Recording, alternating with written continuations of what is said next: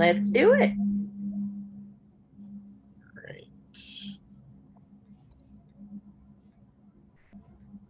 So I heard that in Portland, it is chilly today, Portland and Vancouver. So, and that we are moving towards fall. So welcome everyone to our Interstate Bridge Equity Advisory Group September meeting. My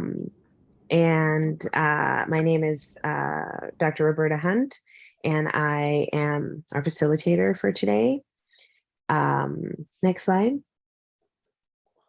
Closed captions are in English and Spanish. English closed captions are available within Zoom and YouTube. Users can follow this link to view both English and Spanish captions in a separate browser window. So ibr.news/captions. How to access closed captions in Zoom. At the bottom middle of your screen, you should see a menu of options. If you can't see the menu, hover your mouse over the bottom middle of the screen. Click on the CC icon and a separate window with captions will appear. Reminders. We encourage EAG members to turn on your video. We love seeing your faces. Please say your name when you begin to speak. If you experience technical difficulties, please contact program staff at 360-329-6744. Public input instructions. There will be an opportunity to provide brief public input later in the meeting today. To submit input after the meeting, email comments to info@interstatebridge.org with EAG Public Comment in the subject line, or call 888-503-6735 and state EAG Public Comment in your message. For our agenda today, we're going to start with an icebreaker. We will have our program administrator update from Greg Johnson. We're going to have a 9-month look ahead to think about where we're going, overview of environmental analysis phase, a community engagement check-in, public comment, and closeout. So let's start with our icebreaker. So your name, your pronouns, your affiliation, and what do you consider one of your strongest character traits? All right. So what do you consider one of your strongest character traits?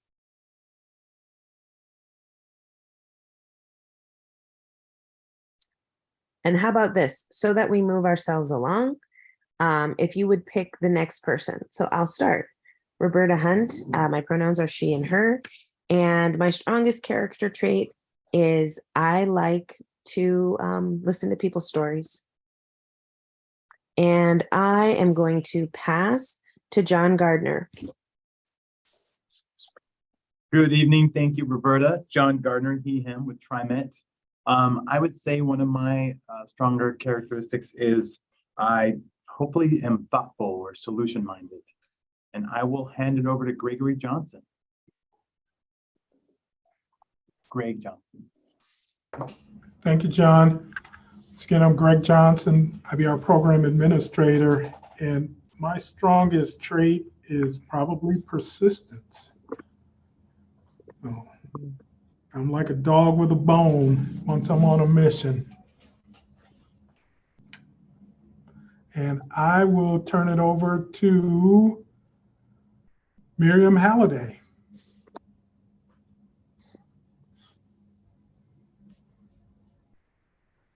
Thanks for the help. Thanks, Greg. Miriam with WSW, and I use she, her pronouns. And I would say one of my greatest strengths is that I'm very empathetic. I will pass it over to Angela Findley. Thanks, Miriam. My name is Angela Finley. My affiliation with the program is I'm the environmental task lead. One of my strongest traits is I love animals, and I'm super into spoiling them rotten. So I will pass it over to, how about Matt Sears? Sure. Good evening, everybody. My name is Matt Sears, and I use he, his, him pronouns. I'm here with Disability Rights Oregon, and I would say a strong character trait would be that I'm a pretty patient person, so patience. And I will go ahead and pass it off to Obi Ford.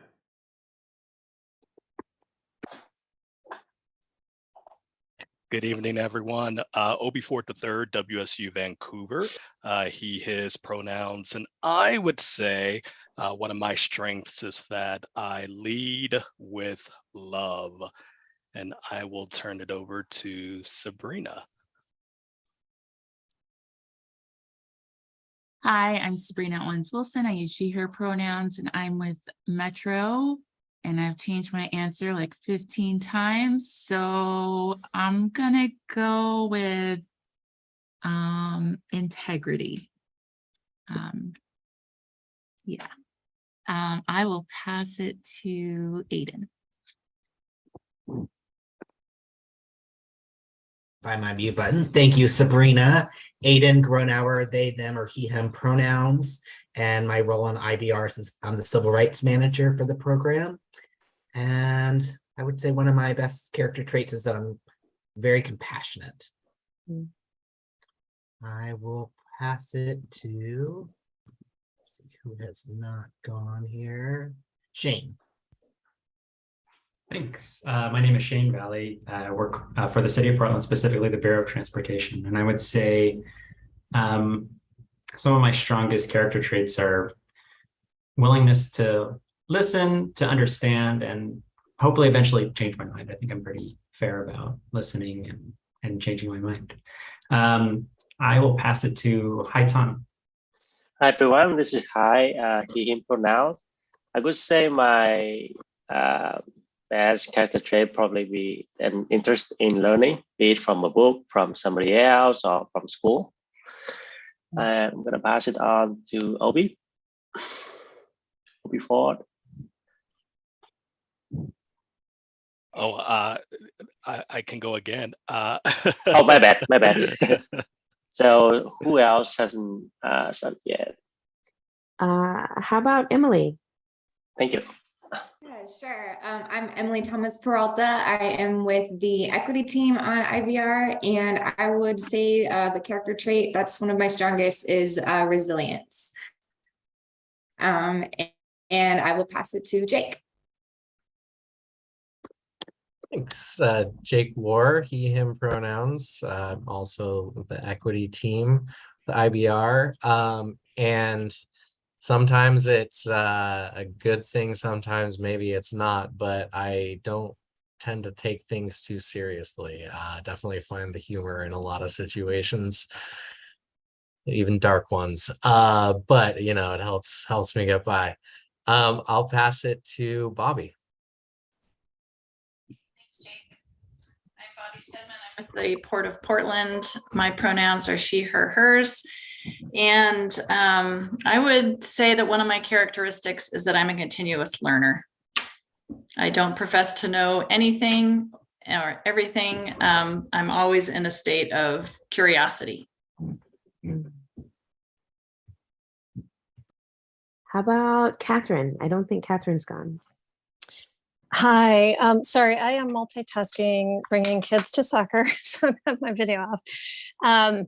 I believe the question was a characteristic, is that correct? Yeah. Okay. I guess balancing in terms of multitasking.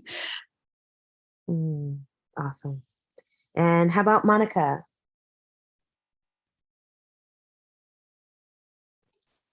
Hi, yeah, Monica Tejas Fowler. I work at CTRAN. I also am the vice chair of the Hispanic Metropolitan Chamber, but in this case, I'm representing CTRAN. I guess one of my strongest characteristics is probably loyalty. And Brent, I think you'll round us out. Brent Hamlin with the program, he, him pronouns. And one of my strongest characteristics is I can take very, very complex things, whether they're emotional or technical, and make them simpler typically. Great. So Jennifer, welcome. So Jennifer, your name, your pronouns, your affiliation, and one of your top character traits. Not to put you on the spot or to put you on the spot, but you know, glad you're here.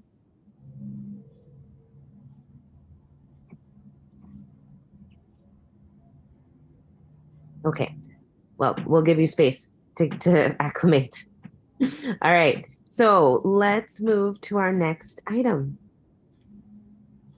All right, we have our program update from Greg Johnson, our program administrator. Thank you, Greg. All right, thank you, Dr. Hunt. Let's go to the next slide, please. So you guys have seen this, this slide before, and it is filling in with more key critical dates. So the last time we spoke, we were in the midst of getting our locally preferred alternative approved, and that did happen. We had unanimous support from all of the boards and councils, and within that unanimous support, we had over 90% of individuals voted in favor of moving this into the phase which we are now in, which is the supplemental environmental impact statement process. So as you can see by that green band, we are still in the environmental phase. And Angela Finley is going to give you a update on what that means and what that looks like over the next 2 years, where we will be digging deep into issues. We will be continuing on that blue line of design with getting more details for you so you can understand what this project could look like, and make sure that the details are being shared with you so you can look at it through that equity lens. So we are still on target to hit a start of construction in late 2025, early 2026. So there's a lot of things that need to happen before then. One of the key critical things that we will be doing, hopefully this next legislative session in Oregon, is making a request of Oregon to match what the state of Washington has done with $1 billion worth of funding for the construction of this project. And what that does, that gives us the ability to take the state funding and go after federal funding. So we have already put in some federal funding grant applications. We will be doing more of that this coming up year and in subsequent years. So there's a lot of federal dollars that are out and available for programs like this. But one of the key things is that gray band at the bottom, which is ongoing community engagement. This community engagement will be key critical during the environmental impact statement process to make sure that we are engaging anyone who has questions, concerns regarding the program. So Angela will be talking to you about opportunities for the community to engage with us. So let's go to the next slide, please. So this is a slide we showed at the executive steering group. And once again, I want to make sure everyone knows that this is just a concept of what a bridge could look like and the configuration of that bridge. We will be putting more and more of these type of images out so folks can understand what the possibilities are, and especially for this group to understand from an equity standpoint what some of this may mean for equity as far as folks who have to travel through this corridor. So once again, this shows how the modes of transportation are being accommodated. You see on the top level, you see both northbound and southbound. This is looking to the north, looking towards Vancouver. And you can see kind of grayed out to the right of the slide, the existing bridge, so you can get some context of how much bigger this bridge will be than the existing bridge to handle all of the transportation modes that we have been asked to accommodate on this crossing. Another thing you see is shoulders and bus on shoulders. You see 3 through lanes, but you also see a auxiliary lane for folks to get on and off of the freeway in a more safer and less congested way. So on the bottom of the bridge deck to the left, you'll see light rail, which was one of the chosen parts of the locally preferred alternative. So once again, this is not a final design. This is just one concept of several that we will be bringing forward to show to the public. And on the right, you see the pathway for walkers and bikers. We have received some questions. Why is it shown in shadow? Well, once again, this is conceptual. We know that there will be lighting under this bridge, both at day and nighttime, if this is the concept that moves forward. We also know that we have to have space for utilities, so that gray kind of rectangular box shown is meant to represent where utilities will run across this bridge under this example or concept. So once again, we are looking at numerous things. So one of the things that we are looking at, we had a stacked version of this where we had one bound of vehicle traffic on top of the other. We're running into some technical problems of unstacking those without impacting Fort Vancouver. So we are still looking at that as a concept, but we're also looking at what this can be from an aesthetic standpoint. So bridge types can either accentuate or detract from aesthetic values that folks want to see. So we will be presenting other configurations and other bridge types that will demonstrate some higher aesthetic values.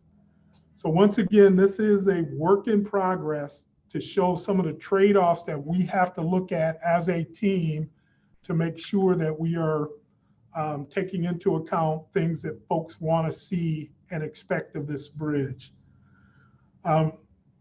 Other things that are happening, we are working with some folks from our internal equity team within our team to look at how we can start the conversation around community benefits. So we know that we will be tapping some folks who are on this committee to be a part of that community benefits discussion. So we're hoping by late this year, we will have the framework ready and approved by the partners so we can start that conversation in earnest. And we'll be looking at having the conversation on community benefits go for approximately 1.5 years. And before we put that commitment, that final commitment in writing, that will be a part of all of the contracts regarding this program. So the other things that that are still going on, once again, we're still doing design work. We're digging in. You will hear more about where we're at on the environmental portion from Angela Finley. But at this point, I'll take any questions or concerns that you guys may have on where the program is at and what our next steps are.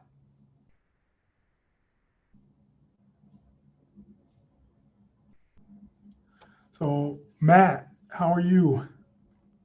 I'm doing really good. Thanks for the update, Greg. I had a question just about the ask of the Oregon legislature. So it sounded like you've already secured, you said $1 billion from Washington State, where you're seeking a similar sum from the state of Oregon. So it's going to be $1 billion also from the state of Oregon. Is that correct? Yes. So this program is meant to, the local share, which is the share between both states, is meant to be equal between both Washington and Oregon.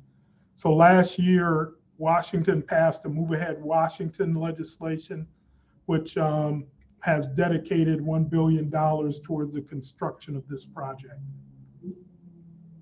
All right, thank you. Other questions or concerns? So last but not least, we're going to be engaging with this group tremendously during the next phase. You will be seeing a lot of concepts that we're going to need your input to make sure that we are keeping a focus on equity as we move this forward. One of the things that that we had mentioned, and if you listen to the executive steering group, we're talking about adding technology in this corridor. One of the concepts that we are looking at that is not ready for prime time is the possibility of having in-lane charging for vehicles that drive through this corridor. Now, we don't know if the technology is going to be ready for this stretch of roadway, but it's something that we're looking at. One of the comments that we received is, will this be equitable for folks who may not at this point be able to afford electric vehicles? So those type of issues and concerns are the type of things that we will be bringing back to this group to make sure you have a voice and a weigh-in on these type of concerns and issues as we move forward. So with that, Dr. Hunt, I will turn it back over to you. Thank you. Thank you. All right, so I'm going to turn it to Jake, and we're going to talk about our 9-month look ahead. Thank you, Dr. Hunt. Share my screen again. All right, so I know it's always helpful to understand where we're going as we all are thinking about the work of this committee over the next the near term, to kind of see how it all fits together and how these different components that Greg talked about, you know, what they really mean for the program moving forward and what the EAG's role is in shaping that. So we've identified a few buckets that wanted to just give you a quick overview of and answer questions and also get your feedback initially of where this committee really has the most value and probably can have the biggest sway on the program. So there are really kind of 4 buckets, again, in that kind of nearer term, the next 6 to 9 months or so, where these are issues and topics that I think are familiar to you. Either we've talked about them before or have alluded to them. But here we are with our EAG wheelbarrow. I didn't think quite through the metaphor, so I don't know who the guy is technically and what the plants represent, but maybe the greenhouse is the overall program. I don't know. I'm open to thoughts on how we can turn this into a more meaningful metaphor. But anyway, so the buckets of work that we're loading into this wheelbarrow are one, focusing on community engagement and how the program is reaching the community, continuing to get feedback and input from the broader community, but also specifically communities that we really want to prioritize their input from an equity perspective. So that'll be in community engagement as related to the environmental analysis phase, as well as more broadly, as Greg mentioned, getting into different conceptual designs, things like that. So we are going to want this committee to continue to inform those processes, assist us in getting the word out and reaching folks where they are. So we see that as a critical component of this group's work.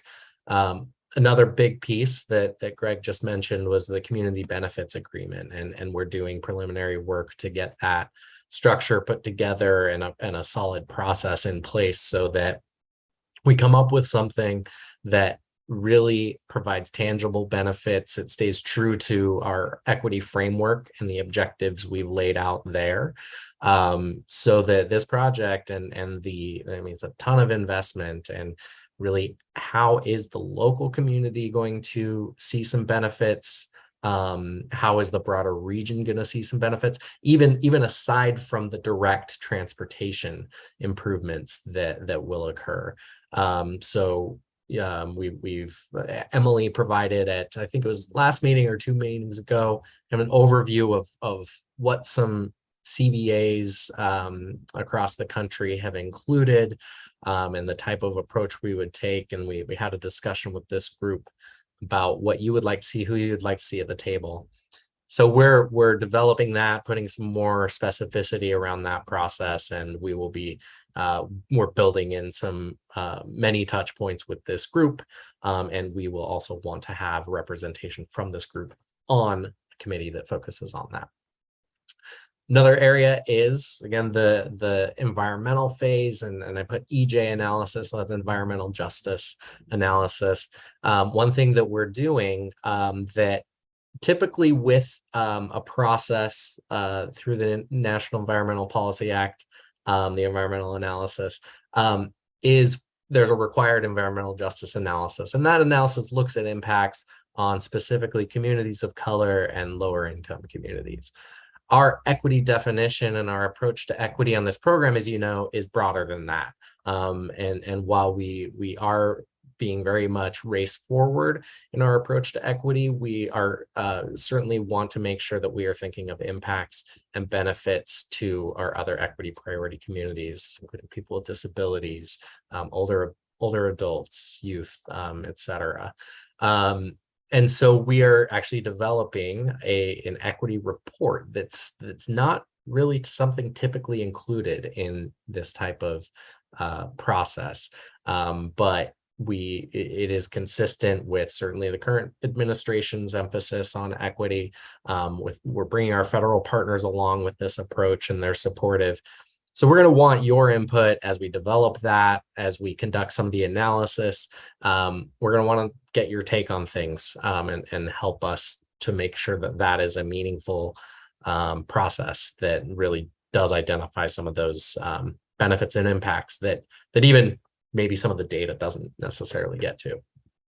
And then finally, we've mentioned, I think, quite a few times to this group about the development of some performance indicators specifically focused on equity. That is going to tie closely to the CBA, because the CBA, I think, will be a vehicle towards achieving some of those, working towards some of that performance. And so we're going to be diving in to that with you to say, how do we measure our equitable outcomes, to see if we're staying true to the program's commitment to that. What are some of the things that we want to see to move the needle forward in terms of equity in this region and the program area? So those like I say, for the next little bit less than a year are the major areas we're looking to focus on. We want to ask real quick if there were topics that, as you've become familiar with the program and observed things that are going on, if there are other topics you were hoping to dive into. And then also we want to know what we can do to best support your capacity to engage on these. I know that we throw a lot of information at you, and we certainly ask a lot on a variety of topics from you. So we want to know how we can be best supportive of that to make it as meaningful as possible for you. Real quick before I pause for responses to this, I want to mention maybe tolling is something that is coming to mind for some folks. The reason that that's not included here is the timeline for that is a little bit farther out. So development of what the tolling program looks like for IBR specifically, and a low income toll program. There's a lot of work being done at ODOT around there. We've had folks come in and present to this group about that at the last couple of meetings. But in terms of aligning the timelines, this group will be a part of that. It's just not quite in the next 9 months or so. So I will pause there, get your responses to these questions here.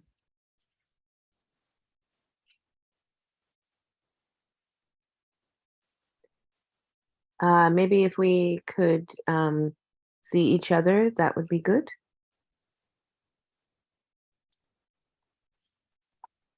All right, Matt. So one thing I wanted to suggest with regard to capacity building for doing equity work is that I've seen other programs do this, and I think IBR may have the resources to do this, but to offer some sort of grants to other individuals or organizations to be part of this process. Some of my work on this is funded by federal dollars as well, just through our grants. And I wanted to acknowledge that other individuals who are part of this program are doing this on a voluntary basis. And so if there was a way to provide compensation to the people who participate on EAG, I think that would probably increase our ability to incentivize people to be more participatory.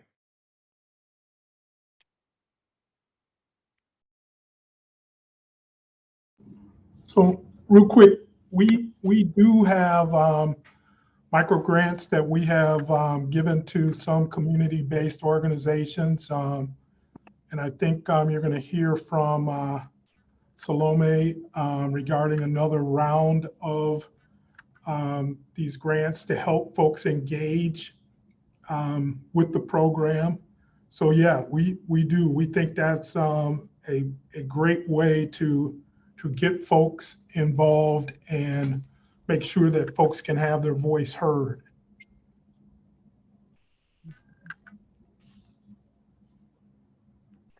Sabrina. Hi, Sabrina from Metro. Thank you for the overview. It's really helpful to kind of understand the arc of the coming months. I'm curious how kind of the EAG's role in, I don't know, monitoring the right word is, but of the utilization of the equity framework kind of fits into our kind of scope of work over the next 9 months. Yeah, great point. So one of the things that we will be bringing in the middle of that is, so we have that accountability tool that's really a worksheet.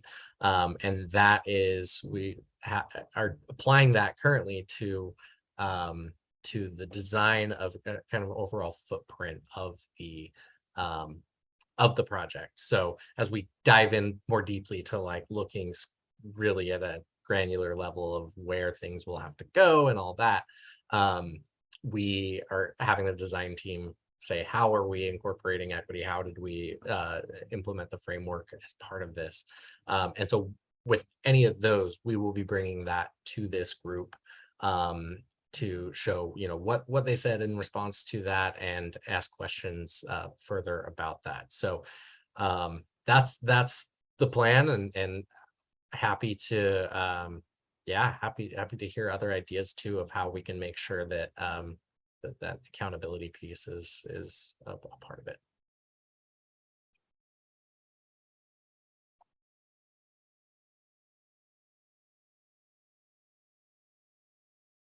So just to add on, we're looking at national best practices for community benefits agreements, how to make sure that the things that this team that you guys feel are key, critical, and important to be delivered as part of that from an equity standpoint, how those get captured and how they become enforceable via agreements with the DOTs who are the owners of the project and the actual communities that are being impacted by the project. So we'll be looking at the best ways to make sure that there is an accountability piece, an enforceability piece for the things that this team says are key, critical to make sure equity is maintained throughout the project. And I should add that in the design of the CBA itself, the approach that we'll be taking is saying, along with our equity objectives in the framework, what components of that agreement really fit, like how are we staying true to those objectives or working towards those objectives through the CBA. So that is something that'll hopefully support that indeed. Bobby? I'm curious. My question is more revolves around the role of this committee in some of the work that you're describing, and it's just a point of clarification for me. So when you're talking about the creation of the CBA and building in the equity construct that this team, from work that this team has already done, before that CBA goes into play, does this committee have the opportunity to review the CBA and provide input into it? Yes, absolutely. Yeah, that so we will, what we're looking to do is have a body that really is kind of the driver of developing that CBA and have it include a representative or two from the EAG on that, but then also building into the process touch points all along the way for EAG input into it. So absolutely integral part to the process.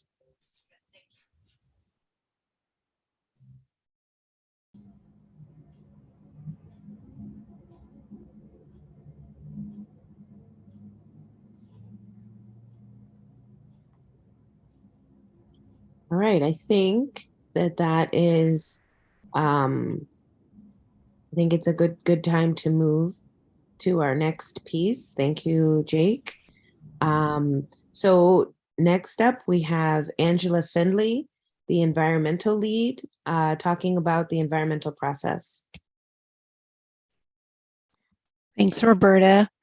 Hey, I'm glad to be here today. It seems like it's been quite a while since I had the opportunity to be part of the EAG.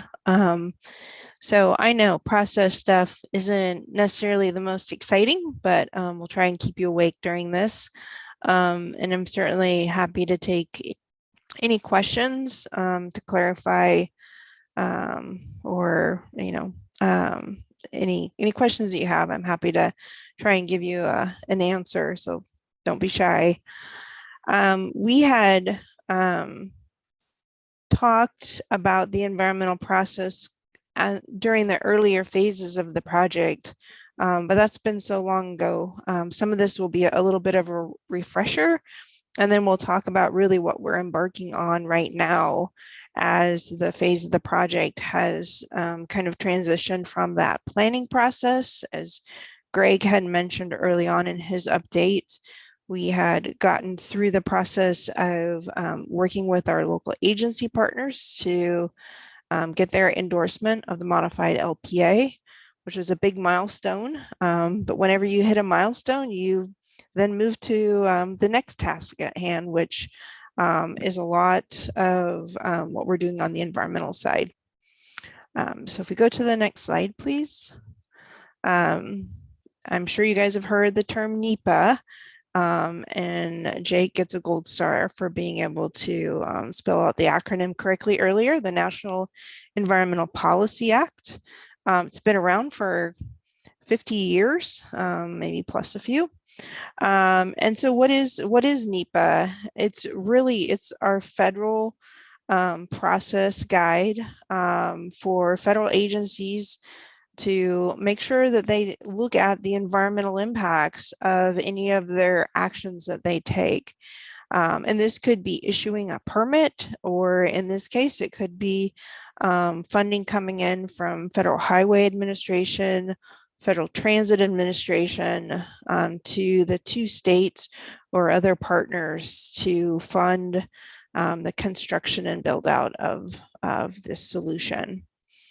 And its intent is to make sure that the federal agencies do consider the consequences of those programs, and making sure that those consequences are well disclosed to the public, so that we can show that there is a rational and informed process for making these decisions, and for the public to come along as part of that. Let's go to the next slide. I think I might have shown this one before, or some variation on it. The National Environmental Policy Act is often called kind of an umbrella policy, because it sets up the process by which not only are we complying with NEPA, that specific regulation, but it also brings in many other federal permitting authorizations, whether they're laws, executive orders, policy, and so forth. Some of those federal approvals are delegated to the states or other parties. And so this is just a snippet of applicable laws and regulations. On the left-hand side, you'll see a list of federal permits and authorizations. I'm not sure what happened, but there should be the executive order for environmental justice in that list. And as I was reviewing this slide just moments earlier, I'm like, where did it go? So we'll have to get that on there, but that is for sure one that we're looking at too. As Jake had summarized, environmental justice is a pretty narrow executive order. And we, as a program, are committed to looking beyond that. On the right-hand side, we are consulting with a number of tribes. We did outreach to 33, and we're formally consulting with 11 of those.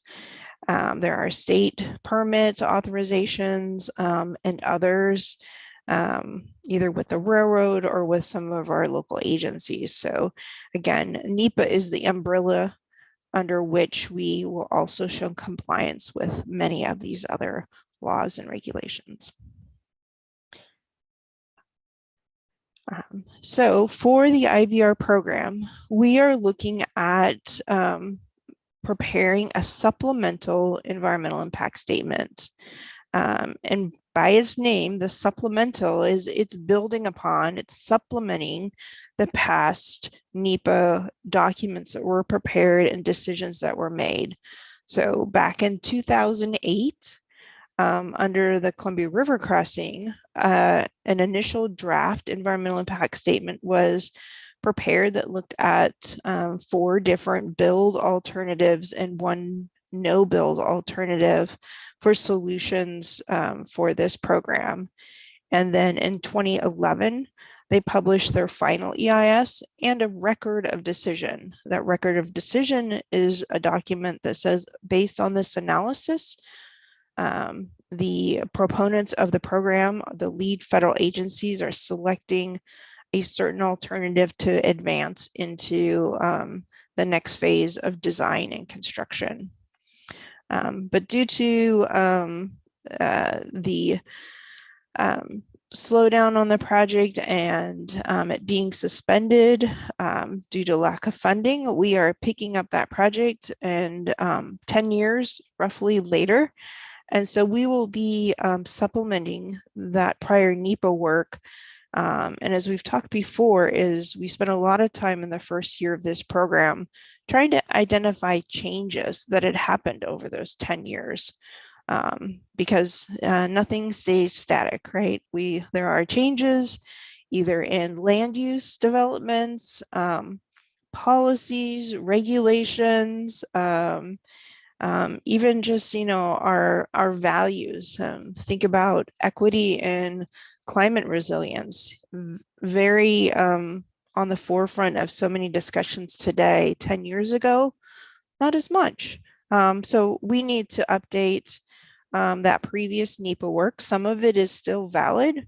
The soils and the geology aren't much different 10 years ago than they are today, but some of the other elements have changed. So that is what we're focusing on the supplemental environmental impact statement, is looking at the prior work. Where it's valid, we will continue to use it. Where it needs to be updated, we will do those updates. And I'll talk a little bit in a moment about the specific elements of an environmental impact statement. But overall, what we have done based on the endorsement of the local partner agencies to identify those key components of the modified LPA is developed a corridor-wide footprint with our local partner agencies so that we can look at the corridor-wide solution and identify the impacts of that across a range of environmental disciplines. It's important to note that this is really early still in the ultimate delivery of this program. And we are really only at approximately a 5% design. So when we get to turning this over to a construction contractor to move some dirt and build this program, plans will be at 100% by them. So there's a lot of room yet to still make refinements, test some ideas, adjust them as needed, and move forward. We will be preparing a supplemental draft EIS first, based on that really low level of design, gather public input, and then move into a second document, a supplemental final EIS, which will be a little bit higher in design, some additional refinements, approximately 15% design, to move us forward so that a record of decision can be made to identify, more details of the alternative that moves forward for further design, take us from 15 to 30 and other milestones until we get to a point where we are ready to construct. So we've talked about that modified LPA. And again, there was a lot of thought that went into there through community input, through the equity advisory group. Many of you helped us develop ideas and concepts for that. Our community advisory group and our local partners. Of course, there was a lot of technical analysis to make sure that what was being proposed was feasible, buildable, that the bridge would connect to where we wanted to touch down on both sides of the river. And so that's the engineering and design that you see in the middle box of this graphic, so that ultimately we could get to a full corridor wide footprint. Understand, from our southern terminus down at the Victory Boulevard, interchange with I-5 in the Delta Park area, all the way up to SR 500 in the northern part of the project area in Vancouver, as we have a rough concept of the improvements to I-5, the interchanges within that segment, the transit improvements, the active transportation improvements, so that we can analyze those potential impacts in the supplemental draft EIS. The footprint is really our study area. And again, it is at 5 to 15% during the NEPA phase. And so it does not reflect the details that it will eventually be developed in final design. But what we're trying to do at this phase is to make sure that we provide environmental clearance for that future design to move forward. And so this is our very lengthy list. I think there's about 23 to 25 elements listed here. This is the full range of environmental disciplines, and that's both the natural environment as well as kind of the community infrastructure, what we call the built environment, you know, looking at everything from archaeology and soils below ground to land use to natural resources, wetlands, waters, our historic properties. I mean, it's just the full gamut.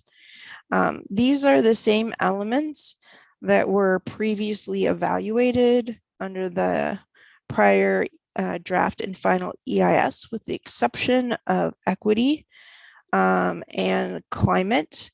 Those are added to the mix so that we can make sure that we are capturing impacts to those elements that have been a priority focus for this program. And so I'm not going to go through all of those, but if anybody has any questions on any of these, I'm happy to do my best to answer any questions. But really trying to be thorough and address all of the elements of the natural and community environment that this project may touch. So what is actually in the supplemental draft EIS document? It's a big document. It's really detailed. It's not the most exciting read, and I'm sure we will provide summaries, but if anybody wants to dig into the details, I totally welcome them. On the left-hand side of the screen is really kind of a quick look at the main chapters of the document. And so we first start out with identifying why we're doing the program. What is the purpose that we're trying to accomplish? What are the needs or the problem statements that are out there? Why are we even doing this project? And we've talked about those needs in previous meetings, things like solving, vehicular congestion and traffic flow, all the way to seismic vulnerability of the bridges. Public transit, wanting to improve that public transit connection across the Columbia River to connect with the transit facilities that are on both sides of the river, but don't necessarily connect with high capacity transit.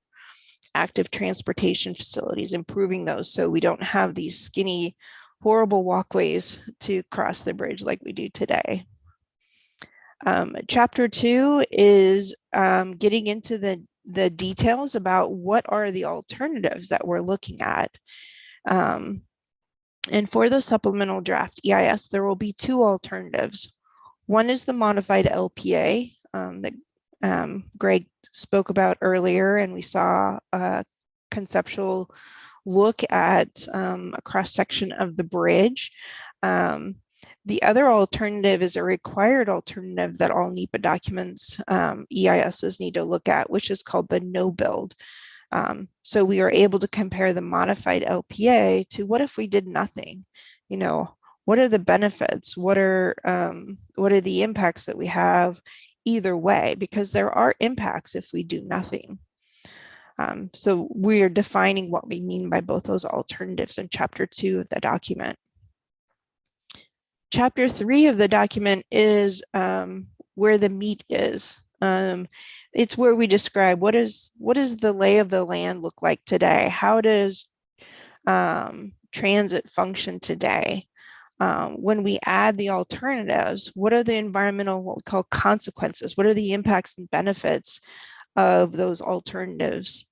And are there adverse impacts that we need to look at ways to avoid or minimize those impacts? And if we can't do that, what are some of the mitigation strategies that we might employ to offset some of those impacts?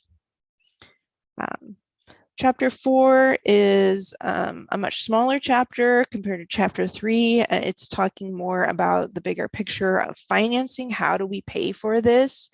And so that gets to more practical implementation elements. What are the sources of potential revenue to cover the cost of the bridge? Chapter 5 is pertaining to one particular regulation that both Federal Highways Administration and Federal Transit Administration need to comply with, which is the U.S. Department of Transportation Act. It's called Section 4F, which has kind of an odd medley of resources that transportation projects have to be super focused on, such as parks and outdoor recreation, historic properties. If we were in an area that had any wildlife refuges, they're in the mix as well. And so we have a separate chapter in an EIS that's dedicated to showing how we comply with that particular regulation. And then our last but not least chapter is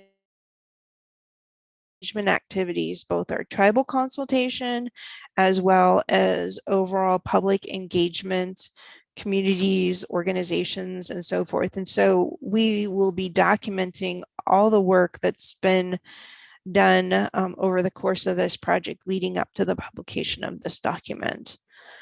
So that's an overview of the structure of the document. On the right-hand side is just, again, some description, again, identifying the two alternatives that we will be looking at. I do say the updated no-build alternative because the prior documents, the draft and the final EIS back in 2008 and 2011 looked at a no-build, but we will be updating that to address conditions that have changed. Again, the design is still at a very low level, but at a level high enough that we can kind of draw a boundary around it, kind of within this footprint, within this study area.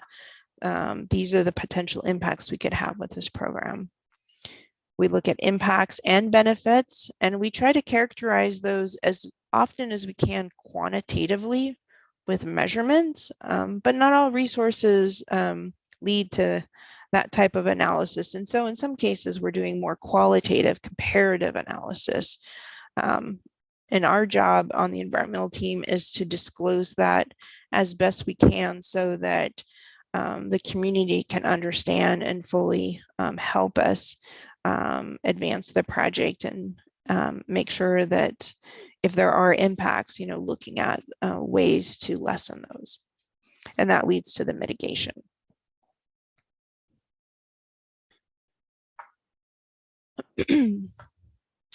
And so we're aiming for publishing a supplemental draft EIS in summer of next year.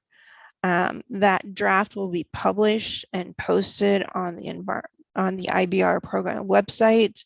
There will be notifications pushed all different ways that this program pushes it, whether it's social media, whether it's public or media releases. I mean, we're really going to get the word out that our document is ready for the community to review, for agencies that are affected by the program. Anybody here that is interested in the program will have access to the document, and I'm sure we'll be working with our communications team to make sure that that access is for a range of abilities to make sure that, folks can have an opportunity to see what the analysis results were, become informed about them, and provide us comments.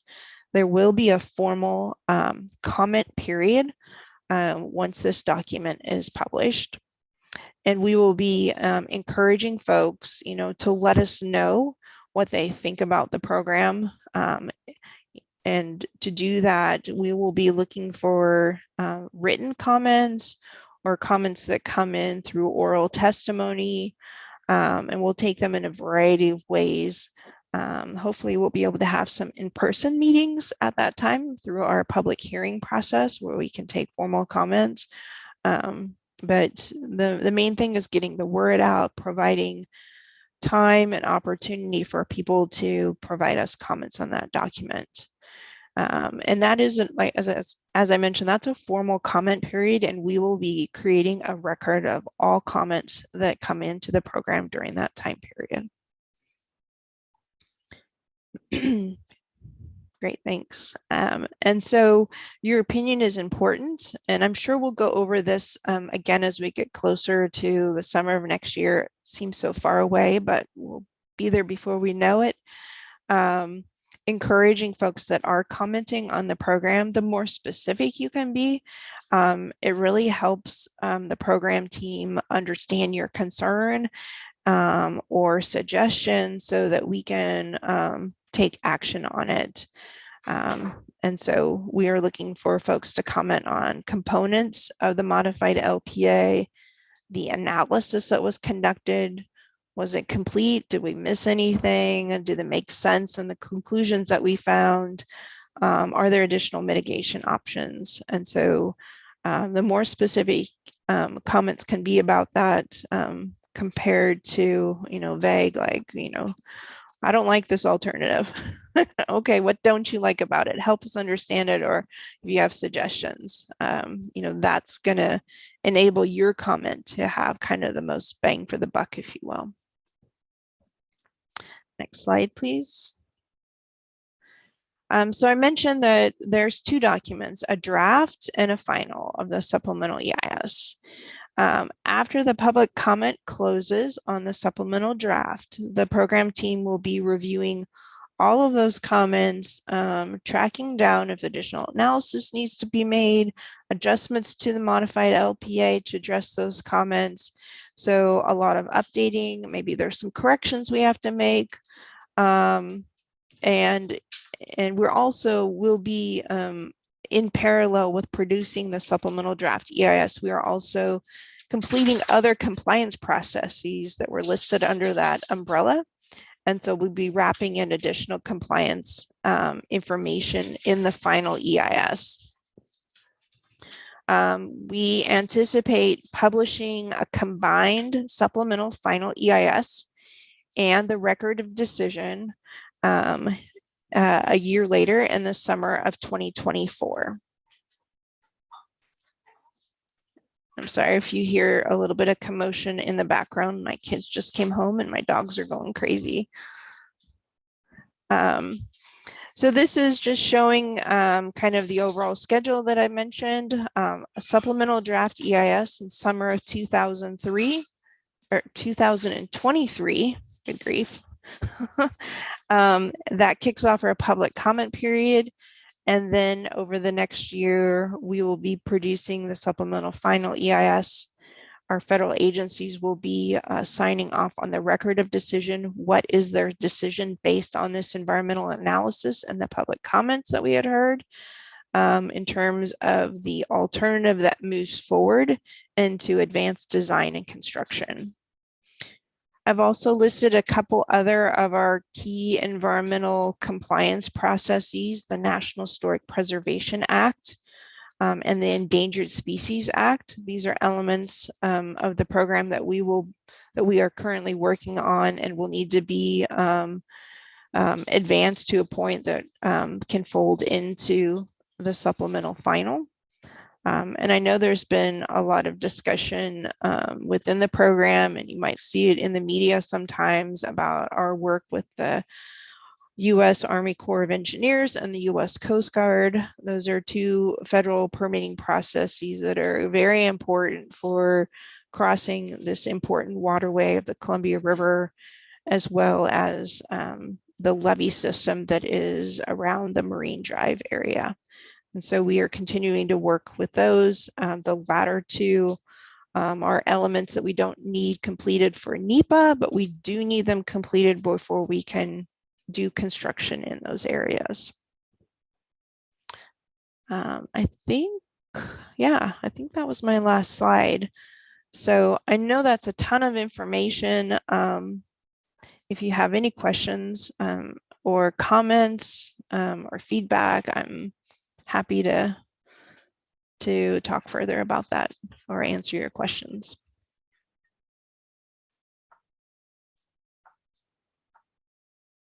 Hopefully I did not put everybody to sleep.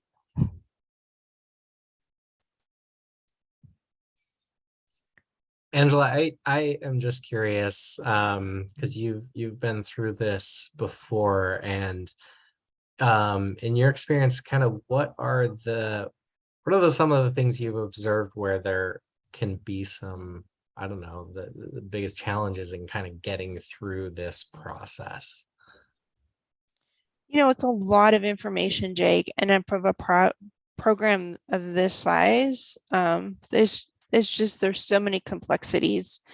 So I think, you know, the burden is on the program to make sure that we get information out and we do it in a way that people can really understand it and be informed about it. So it's great to be focused on maybe, you know, if you have property or a business or you work in the area, you know, that it's not just that particular part of the program, that you have a good grasp of the broader program. And so yeah, I have no doubt that our communications team and through this committee and the community-based organizations, you know, that we'll be working really hard to get the word out and answer questions from the large community and all of our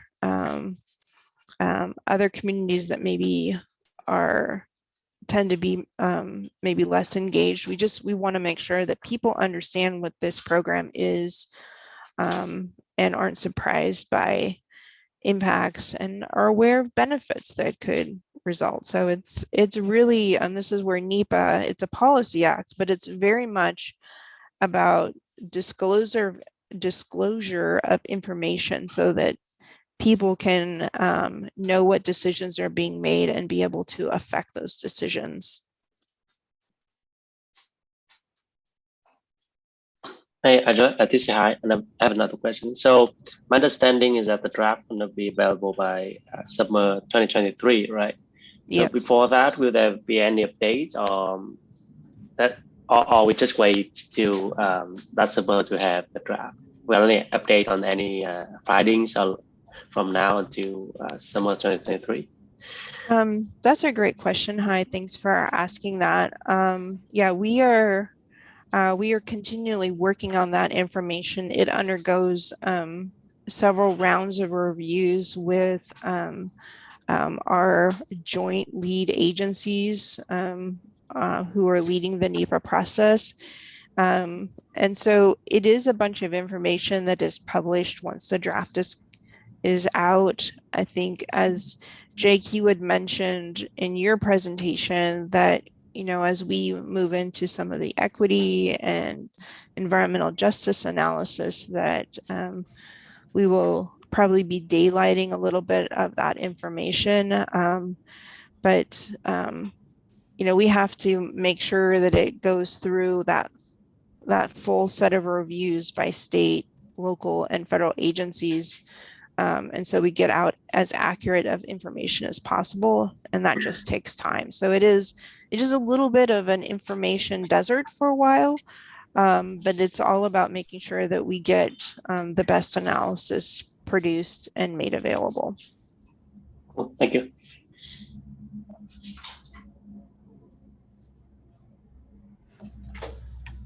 So, All right. Angela, Well, if anything, yeah, Greg. a quick question. I know at your presentation at the CAG, there was a request for kind of a one-pager primer on NEPA. Yes. And I was wondering if once we have that, can we make that available to this group as well?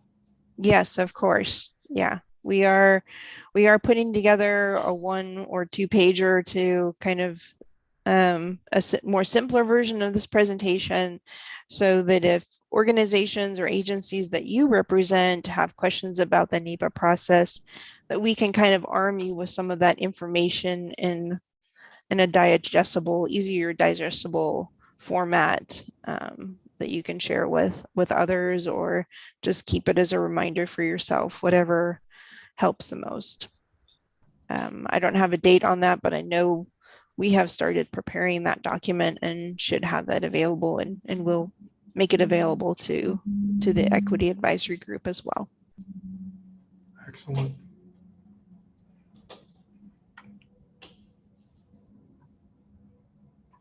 All right. All right. Thank you. Thank you. Thank you so much. And I think let's take a 8-minute break and come back at 6:50. So 6:50. Okay. And Brent, could you put a timer up for us to have us back here by 6:50? Thank you.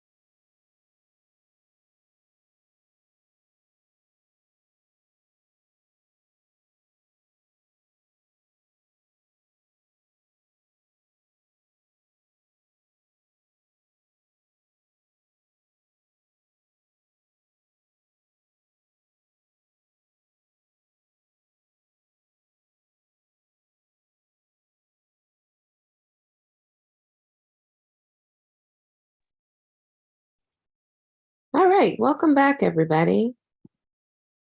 Great, thank you. Thank you very much. And we're going to pass now to Salome Chimuku, to tell us about the community engagement process.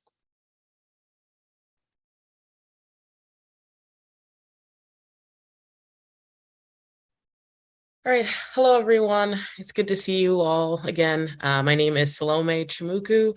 I use she, her pronouns, and I work here as part of the IBR community engagement team and equity team. And I'm gonna tell you a little about what we've been doing over the summer. So over the summer, we went to several different fairs and festivals. This summer, the IBR attended the following events occurring within the program area. We attended Good in the Hood, Vancouver Pride, Vancouver's Farmers Market, King's Farmers Market in Portland, and Kenton Farmers Market, also in Portland. And at these different community engagement touch points, we specifically want to show folks the modified LPA, gave basic program information and updates, and answered questions that community members had. So at these fairs and festivals, we had over 500 direct interactions. They were generally positive in tone. And here's a list of some of the quotes that we heard. As you can see, I'm in a lot of these photos, so I was kind of everywhere this summer, along with the other members of the community engagement team. And so most of the things that we heard about were positive interactions. The biggest, I would say, critique was more felt on when is this going to happen and is this actually happening? But as we talked about the modified LPA and its components, we received a lot of positive feedback. A lot of folks are really excited about the transit situation. A lot of folks really happy to see us in community presenting this information to people. And definitely some great interactions that will be memorable.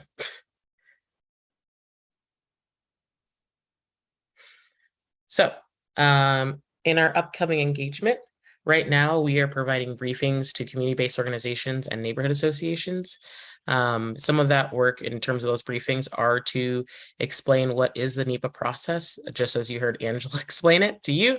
We're trying to do the same with community-based organizations as well as neighborhood associations.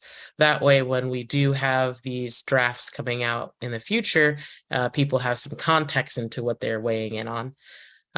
We are also going to be doing some program area tours. We have a community roundtable discussion happening on September 28th. That one is actually going to include some folks who are here in the today talking about why equity matters in infrastructure, as well as some other panelists available. In the winter and leading into the spring of 2023, we will be engaging with our mini grant partnerships. As some of you may remember, last year we partnered with several different community-based organizations to help us do outreach to their membership and constituency. So that is going to be starting again this fall, winter, and into the spring. We'll also be conducting those affinity listening sessions, understanding that not everyone comes to the table with the same level of understanding and information. And so these affinity listening sessions are to help make sure the community is prepared for all of the information that we're going to have available next year. Some of that also will include online in-person open houses, community briefings, to again illustrate all the wealth of information that we have. And in the summer, we will be preparing for public hearings on the SDEIS. We'll also be doing more community briefings on it, affinity listening sessions, and event tabling at that time. And so that was my really quick and dirty of what happened over the summer. I am available to answer any questions anyone might have. So I know something before you were here, Matt Sears raised a question about talking about compensating folks for participation, and Greg mentioned the repeat of the mini grant program. Wondered if you can just give a little bit more detail about that. Yeah, thanks. I missed Matt's question earlier, but I can speak to that for sure. So with our miniature grant program, we do provide funding for the CBOs who do outreach. And we don't just kind of go, here's some money and go do it. We actually provide them with all the materials. We also provide with staffing support in these presentations and really make sure that their efforts are solely focused on outreach and getting their community members to participate. In previous listening sessions that we did with these community-based organizations, we provided ASL interpretation, translation of materials, anything that made the meeting accessible to their membership. And then we also compensated the folks who came to these listening sessions for their time. In affinity sessions that we've hosted in the past, previously, not in partnership with CBOs, we also provided compensation, understanding that, especially in particular for folks in our equity priority communities, that they could be doing a lot of other things at their time, but sometimes some of that is having to do work and competing with, someone paying a bill or getting some additional funds can be really hard to make it to come to these public meetings. And so we compensate those individuals for their time as well. And we will continue to do that in the future with these round of miniature grants, as well as these future affinity sessions. So Lemi, what are some of the different, what's some of the different feedback that you've received? Oh boy, howdy. I'll stick to the relevant feedback. There's some unrelevant feedback that was fun, but not pertinent to what we're talking about. But some of the folks in the area were very, I would say, plugged in when it came to the shared use path of the LPA, as well as the transit options. A lot of folks were really curious on hearing about how we are bringing equity to the project. A lot of folks in the area maybe have read an article or two, but weren't really steeped in the conversation. So having the information available to them where they were was really helpful. A lot of people definitely gave us a lot of good feedback of wanting us to do more of that.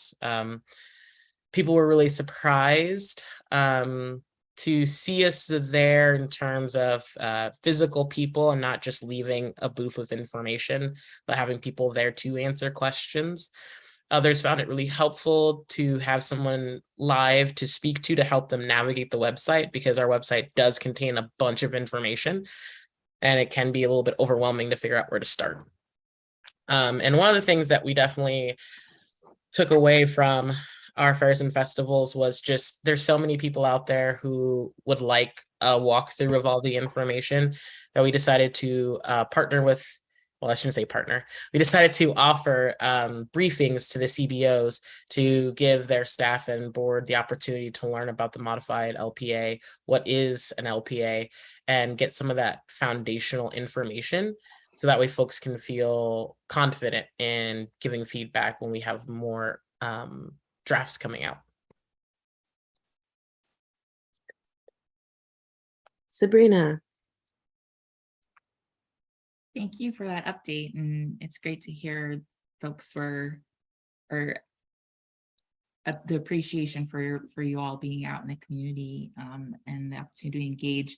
I'm curious, as it relates to equity and kind of the conversations we're about to have about community benefits, were there particular things that came up that folks were interested in seeing on this project? So folks were interested in the transit mostly in terms of that aspect. Okay. A lot of people were also curious about how variable rate tolling will go on this project. Essentially, I would say I always try to find what is the positive in someone's feedback, because there usually is a positive. It's just a matter of how they express it that can somehow kind of hide that. But yeah, the transit options were really important to a lot of people, as in particularly when we paired that information with jobs and accessibility to jobs and work and housing. I heard a lot of situations in which the bridge has caused relationships, professional or personal, to die due to inability to move throughout the corridor and the project area in a reliable fashion. I heard a lot of folks talking about missed opportunities due to this not being here now. And so a lot of people, I think, were aware that this project wouldn't be done for some time, like 2030-ish, but they definitely were vocal about wanting these options to be there because they do see that people will still need to go to work at that time. People will still need to move throughout the project area. And so it was very, I don't want to say inspiring because I feel like it's not quite the right word, but it was very heartfelt to see people mention the benefit of how it would help others, even if it wouldn't help them in that moment right there, especially when it came to older folks who are thinking about, what happens when I can't drive anymore, or single parents talking about going to and from different kids outings and participating in the community, or people talking about their community being split across the river due to gentrification. And so a lot of people were thinking for the future, which was really nice. Thank you. So Salome, I assume the plan is to continue to do these type of community events. And I would ask this group if there are events that you guys know of that where we can go and put a booth at. Please let us know. We'll be more than happy to show up. Yes, and I'll reiterate again that we are definitely trying to do a lot more briefings for the community-based organizations to get them up to speed and updated what we're doing here on the project, and offer it to their board and staff as well as their membership. So I think we sent over 100 emails actually to different CBOs in the area. So I'd encourage you all, if you work for one or are part of one, to encourage them to get a briefing, because as you all know, not everyone knows what a NEPA process is or what this whole thing entails. And so it's our job to make sure we get the information to those who are seeking it.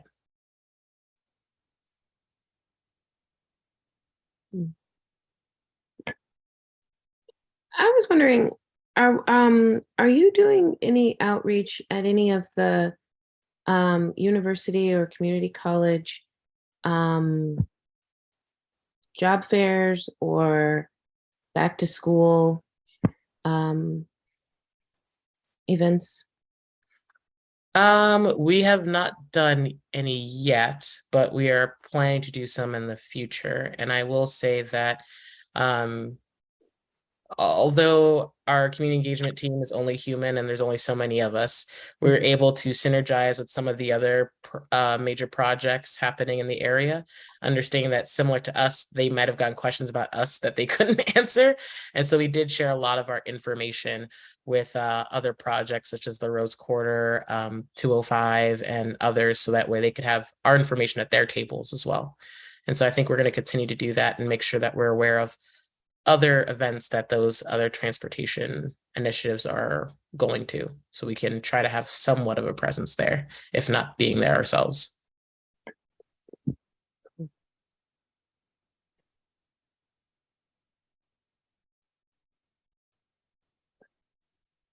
All right, any other questions or comments? I have a quick question or comment. Can you hear me, Roberta? Yes, Sorry, please. this is John Gardner, EM TriMet.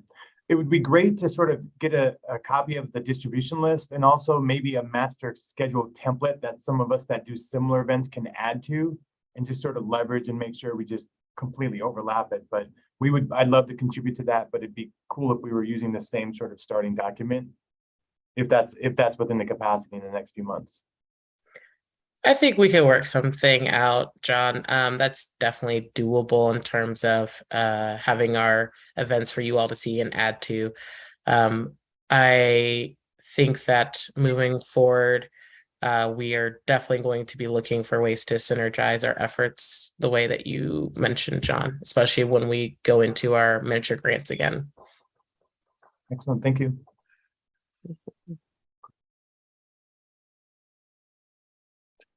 All right, thank you. Thank you very much, Salome. Well, thank you all so much for making this easy for me. All right. I gotta say, I mean, easy, maybe this part is easy, but Salome has spent weekends, hours out in the community, so she deserves a lot of kudos for that.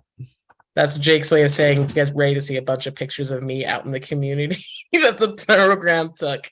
I'm like, man, Salome was everywhere. She's in all these photos. That's great. Thank you. All right, so let's move to public comment.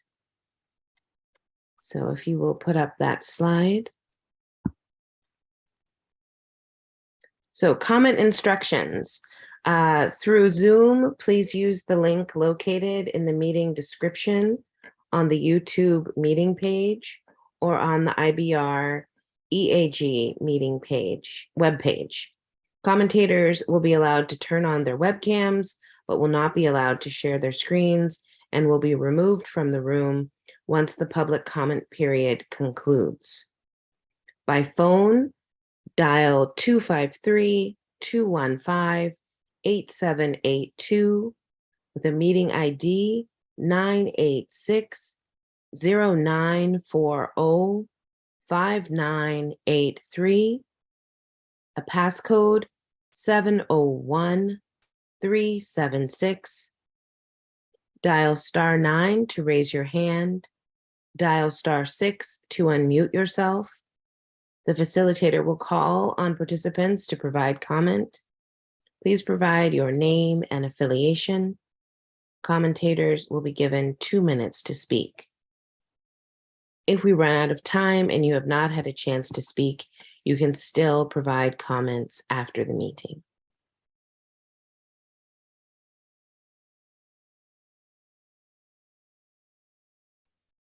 Brent, do we have anyone? No one signed up at this time. Okay, we are a little early, so I think we'll should probably leave this screen up for just a minute, and see if we get folks.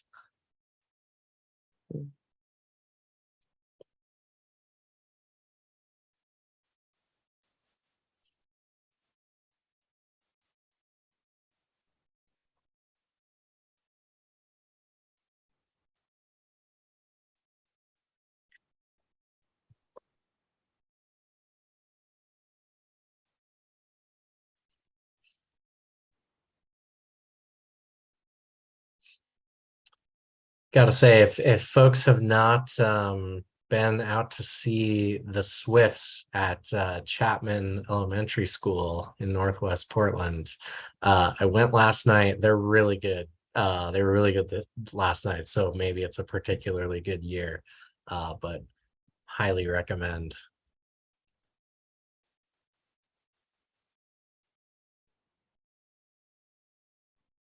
And Jake, just so you know, it looks like YouTube is running a pretty far behind latency. So it looks like it's about 60 to 90 seconds.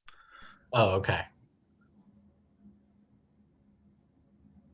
So Jake, what are the Swifts? They're small birds that they are migrating south, and they have a stopover at various places in Portland. But one of the best ones is they sleep overnight in the chimney stack at Chapman Elementary School. And it's just thousands of birds, and they congregate and they fly around for a little bit.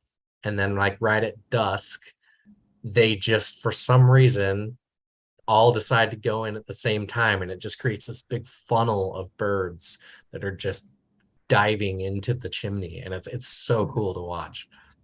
So yes, the Swifts, Chapman Elementary. And then there's the drama of the hawk that Oh, tries to like pick off a swift, and it's a very big deal. Drama. And we're definitely caught up now, Jake. So this has been up for quite a bit. Okay. Cool. Well, I guess we can go to this instruction, Dr. Hunt. All right, so for comment instructions, to submit comment after the meeting, fill out the comment form on the program website or email your comments to info@interstatebridge.org with EAG Public Comment in the subject line. Call 888-503-6735 and state EAG Public Comment in your message. Written comments need to explicitly say EAG Public Comment in the subject line or in the body of the message for them to be identified and distributed to EAG members. All written comments must be received prior to 48 hours in advance of each upcoming meeting in order to be distributed to advisory group members. Comments received after that point will be distributed to members in advance of their next meeting. Okay, so for our wrap up, we have our takeaways. So 3 takeaways from today's meeting and our meeting evaluation poll. Our next meeting will be October 17th, 5:30 to 7:30, where we will be talking about key performance indicators and the NEPA Environmental Justice Equity Report. So 3 takeaways from today.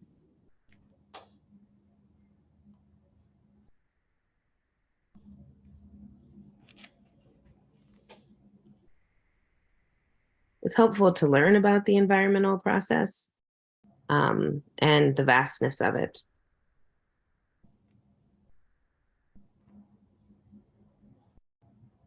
Two more. John Gardner. I know it's preliminary, but I really like that design. So I can't wait to see other versions of that. And it's really good to hear so much progress is happening outside of the meetings, because I know this is a gigantic project. Mm-hmm. Sabrina. I think it's always great just to bring this back down to people and hear about how people envision using the bridge and how it will address some of the challenges they have in their lives. And, you know, that's the point of all of this. So it was good to hear that update. Great. So, Dr. Hunt, if we could go back to Salome for one more minute. Yes. We have an upcoming event next week, is it?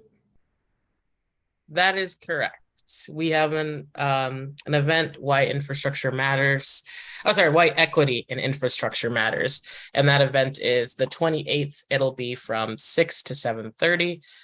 These roundtable discussions started earlier this year when we had our first one during Black History Month.